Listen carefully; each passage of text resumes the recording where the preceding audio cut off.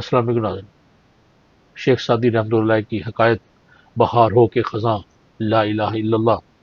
ایک درویش کی حق گوئی سے ناراض ہو کر بادشاہ نے متکبرانہ انداز میں اس کو جیل میں ڈال دیا۔ وزراء میں سے کسی نے درویش کو کہا، بادشاہ کو بڑے دربار میں اس طرح نصیحت کرنا مناسب نہ تھا۔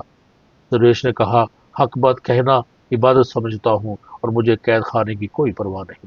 کہ چند لمحوں کی بات ہے، بادشاہ کو درویش کی وزیر سے گفتگو کا پتہ چلا تو اس نے پیغام بھجوایا کہ چند لمحے نہیں، ساری زندگی جیل میں ہی رہنا پڑے گا۔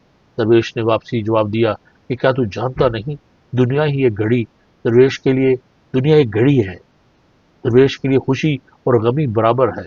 الحمدللہ لکل حال، تو لشکر اور خزانوں میں خوش ہے تو میں رنج اور محرومی میں بھی اپنے رب سے راضی ہوں۔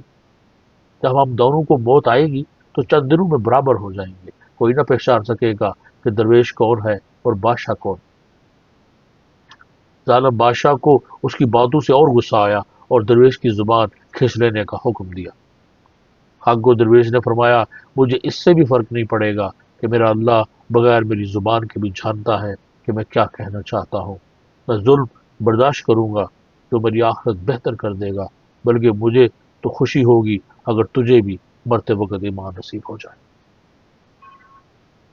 عزیزان من، اس میں سبق ہمارے لیے یہ ہے کہ بادشاہوں کی ناراضگی کے سبب کبھی بھی حق گوئی کا فریضہ چھوڑ دینا اہل حق کا شیوا نہیں ہے۔ اور بقول علامہ صاحب کہ آئین جوان مرداں حق گوئی و بے باکی، اللہ کے شیروں کو